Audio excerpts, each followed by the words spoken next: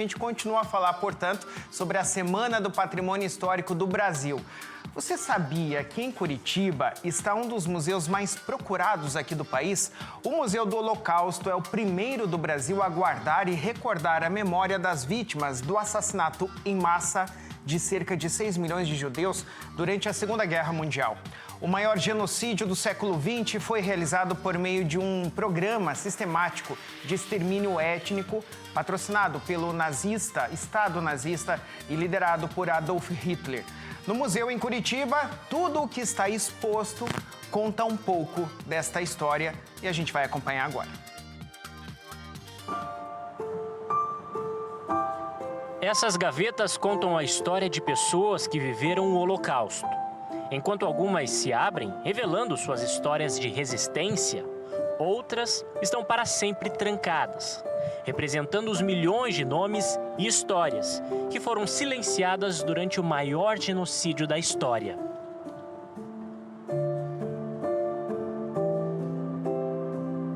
Na década de 30, a Europa vivia um período de propagandas que cultuavam soldados alemães como heróis. Ao mesmo tempo, essa propaganda demonizava os judeus, criando um sentimento de ódio que se espalhou.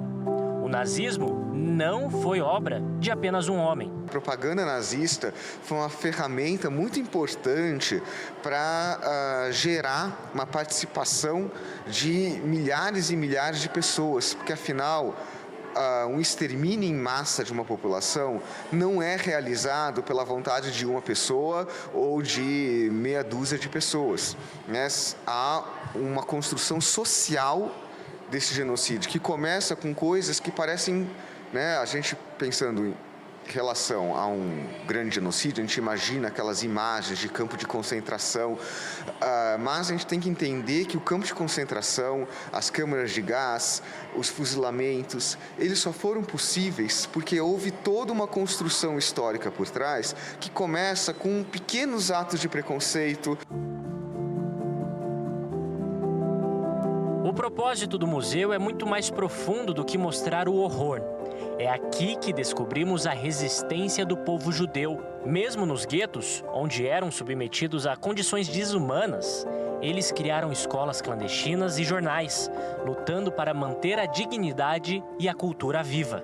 Houve ações de resistência armada, como esse caso, mas quando a gente fala de resistência, a gente também fala de diversas outras situações. Então, por exemplo, nas vitrines, lá a gente conta, por exemplo, a gente mostra, e esse é um objeto original mesmo, tem uma pequena latinha metálica. O que uma pequena lata de metal faz no museu?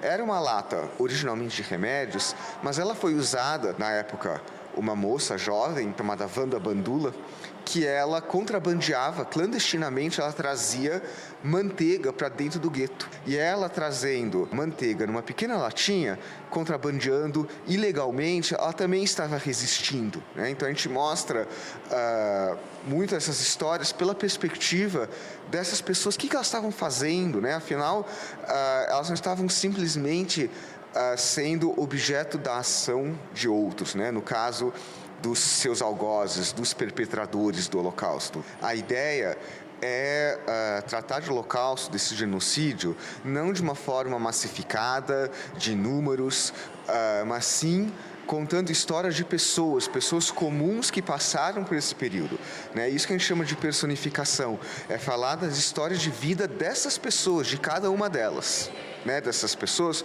homens, mulheres, crianças, adultos, idosos, que passaram por essas experiências, cada um à sua maneira. Então a gente conta a história dessas pessoas, de cada indivíduo. Os judeus das diferentes cidades polonesas foram confinados em bairros específicos, geralmente murados em volta, da qual eles não poderiam sair, que eram chamados de guetos. Nesses guetos, as condições de vida eram terríveis, né, com muitas pessoas vivendo num espaço pequeno, comida racionada. A Segunda Guerra Mundial começou muito antes das bombas. Começou com a queima de livros em praça pública, um ato para apagar o conhecimento e silenciar o saber. A história nos ensina que a guerra contra a diversidade e as ideias é a primeira a ser travada. Estereótipos negativos sobre populações que foram perseguidas, como no caso dos judeus, e é isso que a gente vê nas propagandas, né? A construção de estereótipos negativos sobre os judeus e estereótipos positivos sobre os próprios nazistas, para gerar essa participação de pessoas comuns, ou no mínimo para que muita gente cruzasse os braços e achasse que não era algo com que devessem se envolver. Embora o Holocausto seja o termo mais conhecido, a comunidade judaica usa a palavra Shoah, que em hebraico significa catástrofe. Milhões de judeus foram forçados a viver em bairros superlotados, os guetos, sem condições mínimas. No museu, objetos como este violino contam histórias incríveis de resistência. Ele pertenceu a um garoto judeu, que no case do instrumento escondia explosivos para atacar os nazistas. Ele era contratado pelos nazistas para tocar num café, o violino. E num dia em que ele conseguiu juntar explosivos suficientes, ele deixou a caixa lá, saiu, e esses explosivos explodiram esse local cheio de soldados nazistas. O genocídio de 6 milhões de judeus entre 1939 e 1945 marcou uma geração. Enquanto a maior parte do mundo sofria com a guerra, no Brasil, sobreviventes começavam a encontrar um novo lar, recomeçando suas vidas. O Brasil participou da Segunda Guerra Mundial. Enviou a Força Expedicionária Brasileira para lutar na Itália. Só que na época, o presidente da República era Getúlio Vargas, que no início simpatizava com o discurso dos alemães. Só que mais para frente mudou, se juntando aos aliados. Quando a guerra acabou, boa parte dos judeus poloneses também vieram para o Brasil. Escolheram Rio de Janeiro, São Paulo e também o Paraná. Reconstruir a vida após um trauma foi um desafio imenso. As marcas existem até hoje. Esta parte do museu é dedicada justamente aos sobreviventes que se estabeleceram no Brasil. Por meio de telas interativas, os visitantes têm acesso a depoimentos em vídeo que detalham a contribuição dessas pessoas para a construção do nosso país. Nessas telas é possível o visitante clicar para ver um trecho de um depoimento específico, né, e que novamente remete àquela ideia, né, de trazer a história de pessoas, de indivíduos que têm nome, sobrenome, rosto e cada um com uma história pessoal. O Museu do Holocausto, em Curitiba, tem um propósito muito claro: usar a educação e a memória como ferramentas para formar uma sociedade mais tolerante.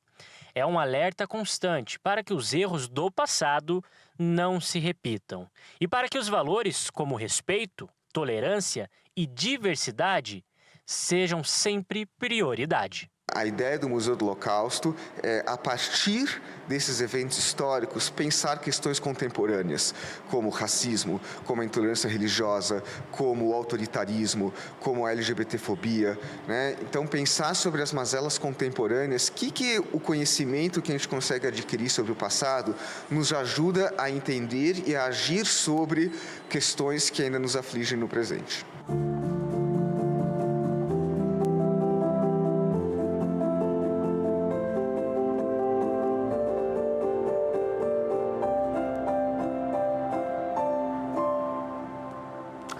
Gente, a Semana do Patrimônio Histórico Brasileiro é isso também. É algo que aconteceu na Europa, portanto, veio até o Brasil por meio dos imigrantes poloneses, alemães, e que procuraram aqui, como foi dito na reportagem, uma nova terra, um novo recomeço. É uma história triste, mas que faz parte do Brasil também, que enviou o exército para lá para combater também contra os nazistas, esse horror que foi instaurado na Segunda Guerra Mundial lá na Europa. Então faz parte também da nossa história. É triste, claro que é. Conheço muitos amigos, inclusive a Gabi, que está me dirigindo hoje aqui no programa, esteve recentemente em qual país, Gabi, que você foi? Na própria Alemanha, e visitou um dos campos de concentração. Eu, vendo as fotos da Gabi, senti aquele peso, aquele ar carregado mesmo. E quando ela voltou para cá e foi contar para a gente a experiência, é exatamente o que a gente sente por meio de fotos. Ela sentiu muito, de uma forma muito maior, quando esteve presencialmente lá.